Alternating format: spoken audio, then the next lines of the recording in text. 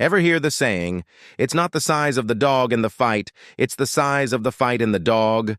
Well, today's story is about a man who proved that a simple Jeep in the right hands could be as mighty as any tank.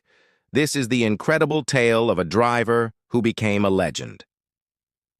Let's rewind to World War II. The Allied forces are pushing through Europe, and every soldier has a role to play. Among them are the drivers, the unsung heroes who ferry troops, supplies, and commanders from one critical point to another. Their job is vital but rarely glamorous. They're expected to get from A to B, and most importantly, to stay out of the direct line of fire. But one driver didn't get that memo. Our story centers on a man whose name might be lost to the mainstream history books, but his courage is timeless. Let's call him Mac. Mac was assigned to drive a standard-issue Willys Jeep. These things were tough, reliable, and could go almost anywhere, but they were small, unarmored, and typically equipped with just a single machine gun for defense. They were scouts and taxis, not frontline brawlers.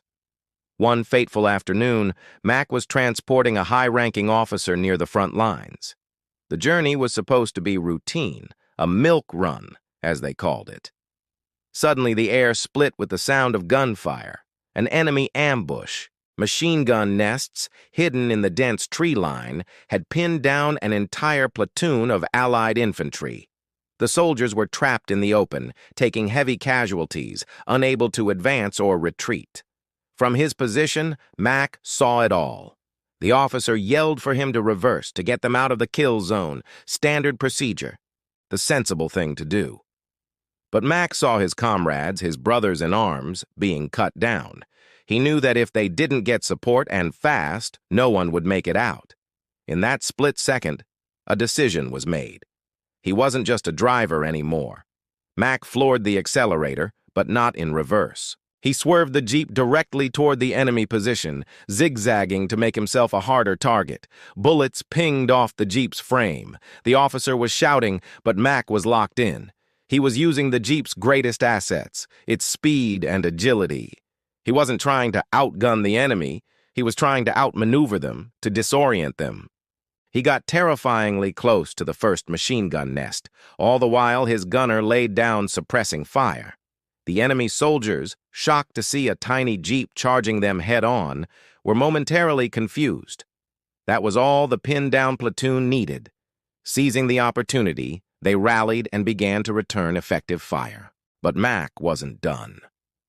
He spun the Jeep around and charged the next enemy position, drawing their fire away from the advancing infantry.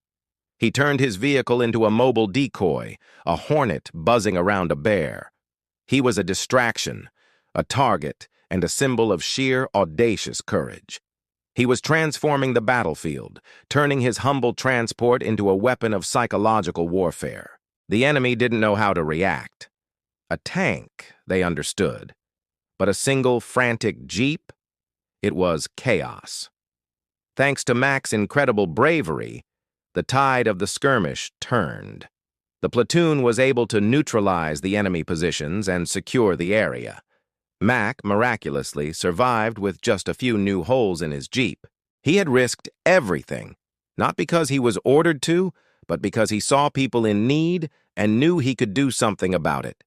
He wasn't just a driver, he was a soldier who used the only tool he had to save the day.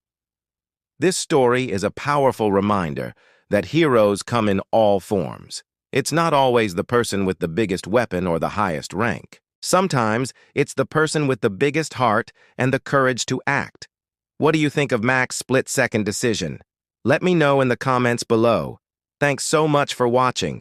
If you enjoyed this story, please hit that like button and subscribe for more tales of incredible history. See you next time.